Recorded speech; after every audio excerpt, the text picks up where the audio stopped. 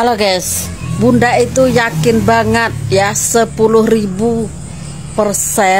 bahkan lebih lagi Niki itu bebas.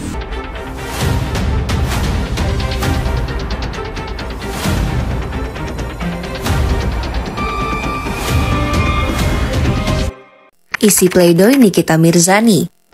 Dalam nota pembelaan atau pledoinya, Nikita Mirzani menuding jaksa penuntut umum memberikan tuntutan 11 tahun penjara dan denda 2 miliar rupiah terhadap dirinya atas dasar sakit hati. Bahwa tuntutan jaksa penuntut umum yang menginginkan saya dipenjara selama 11 tahun dan denda 2 miliar adalah tuntutan yang mengandung kebencian, sakit hati, dan dendam pribadi. Hal ini jauh sebelumnya sudah saya prediksi, karena pada saat terjadi perdebatan di ruang sidang antara saya dengan jaksa, maaf saya nggak tahu namanya tapi yang badannya gendut, mengatakan kepada saya kalimat seperti ini, "Oh melawan ya, berani ya, tunggu aja nanti pembalasannya."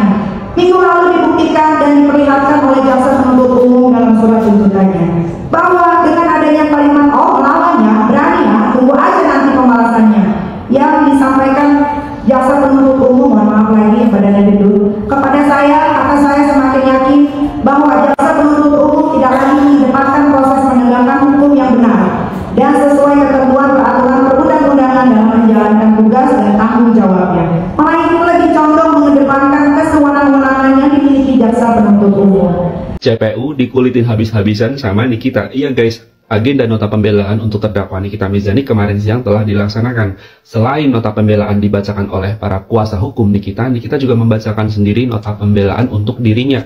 Ada yang gong guys di nota pembelaan yang dibaca oleh Nikita. Dia menguliti habis-habisan salah seorang JPU bernama Dona. Nikita membandingkan perkara yang saat ini sedang dijalani dengan perkara lain yang lebih berat dan merugikan negara dengan jaksa penuntut yang sama. Di kasus lain, jaksa yang bernama Dona ini menuntut salah seorang terdakwa yang jelas-jelas telah merugikan keuangan negara sebanyak 6 miliar rupiah dengan penjara 1 tahun dan denda 20 juta rupiah saja, yang padahal minimal hukuman penjaranya adalah 3 tahun. Bandingkan dengan Nikita, dengan jaksa yang sama, tidak terbukti ada pemerasan, yang ada hanyalah kesepakatan bisnis dengan nominal 4 miliar, namun dituntut 11 tahun penjara dan denda 2 miliar. Wow, bener-bener jomplang ya guys. Ada apa sih dengan JPU? Ada masalah apa dengan Nikita? Punya dendam apa sama Nikita? Seolah-olah tuh melampiaskan kekesalan dengan menuntut hukuman yang sangat tidak masuk di akal, tuntutan yang asal, nggak ngotak sama sekali. Terkesan banget kalau JPU ini kayak benci banget sama Nikita. Dan masih ada satu agenda lagi ya guys sebelum hakim membacakan vonis, yaitu replik dan duplik. Kita berdoa saja semoga hakimnya masih memiliki akal sehat dan hati nurani, jadi bisa memutuskan perkara ini dengan seadil-adilnya. Nih ya, dari panjangnya pledoi Nikita Mirzani hari ini di persidangan nih, ada satu kata yang bikin gue itu salah fokus.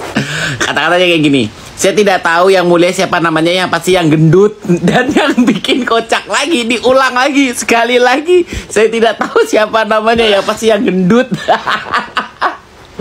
Yang gendut gak tuh, astaga. Gue yakin sih sebenarnya Nikita Mirzani itu tahu siapa namanya, cuman kayak mungkin males aja gitu nyebutnya.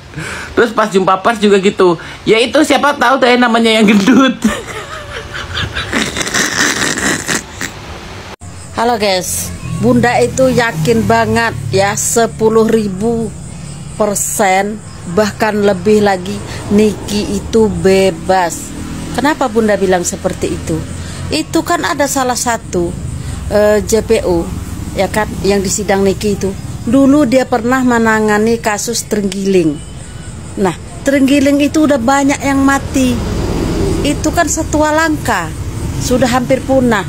Tiba-tiba ada yang berkasus, udah banyak mati itu terenggiling, tapi dituntut penjara cuma 1 tahun. 1 tahun. Apalagi Niki, tidak ada apa-apa kasusnya dia buat, tidak ada salahnya, tapi dituntut penjara 11 tahun. Karena Niki tidak mau menduitinya. Niki bukan tukang suap. Yang tukang suap itu adalah pelapornya. Ya, yakin Niki pasti bebas. Kalau enggak, JPU bermasalah.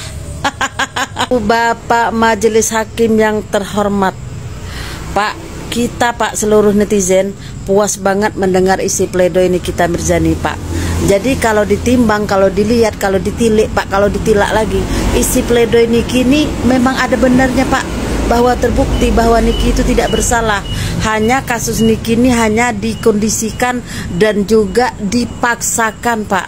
Jadi buat Bapak Hakim, saya Pak sebagai seorang ibu nih Pak, Niki itu meninggalkan anaknya di rumah loh Pak.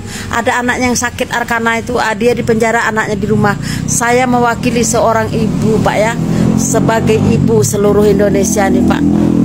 Saya minta tolong sama Bapak, Bapak pertimbangkanlah isi pledoi Niki itu, bahwa dia betul tidak bersalah. Segera bebaskan Niki Pak, malu sama jabatan Pak, malu sama sumpah jabatan. Persatuan Sirkus capek-capek membangun gerombolan ya, membangun kubu persatuan untuk menyerang Nikita Mirzani, capek-capek ya, kagak ada faedahnya, kagak ada hasilnya. Sampai sekarang Nikita Mirzani masih tetap kokoh berjuang mendapatkan keadilan. Seorang Nikita Mirzani, seorang saja kalian nggak bisa menumbangkan seorang Nikita Mirzani. Hello. Maju terus Nikita Mirzani, jangan pantang mundur. Gue yakin lu pasti bebas dengan kecerdasan para PH yang membela-mu, ya. Udah pasti kau akan bebas. Semangat Nikita Mirzani, love you. Anak durhaka dan segerombol-gerombolan owner-owner culas. Aku tahu target kalian itu Doktif, NM, MS Glow, ya kan? Tapi untuk menjatuhkan MS Glow susah ya? Susah banget, susah. Sampai rela sewa-sewa buzzer disuruh typing suruhan kambing. Netizen kalian inget gak? Anak durhaka pernah posting masalah kambing. Buat siapa itu? Udahlah, kalau nggak bisa menjatuhkan, seenggaknya kau usaha sendiri ya. Jangan jadi makelar. Gak capek jadi makelar. Ingat, makan uang begitu isi dalam perutnya belatung loh. Wow, pledoi Nick Mir hari ini ngeri banget guys. Nick Mir menuntut oknum JPU agar dipenjara juga. Ya bener juga sih, karena semua masyarakat yang ada di Indonesia ini mempunyai hak di mata hukum yang sama seperti itu. Kalau memang oknum JPU-nya melakukan hal-hal sesuatu yang aneh, ya perlu dicurigai dan perlu dikasih sanksi juga. Kasus Nick Mir ini kasus yang teraneh yang ada di negara Konoha. Bayangi, orang yang jelas-jelas merugikan uang negara, yang menyolong uang negara, tuntutannya di bawah puluhan tahun. Orang yang nggak ada merugikan uang negara, yang belum tentu bersalah, tapi tuntutannya di atas belasan tahun. Aneh ya kan? Aduh, lucu banget memang negara Konoha ini guys. Bagaimana guys negara Konoha ini mau maju? Orang yang diberi tugas, yang mewakili Tuhan di negara Konoha ini guys, di dunia ini guys, tapi mempunyai pola pikirnya seperti itu guys, tidak bisa menegakkan keadilan yang benar-benar adil guys. Bagaimana itu guys mau maju negara Konoha ini guys? Tapi ya lah ya guys ya, negara kalau memang tinggalan Belanda itu memang pembodohan semua guys, karena nggak ada yang mau maju guys. Nah salah satunya guys kasus. Kami semua berdoa buat Bunda Ami, mudah-mudahan dilancarkan segala urusannya, digampangkan, dimudahkan, dan anaknya cepat sembuh. Doa dengan anak-anak yatim piatu terutama.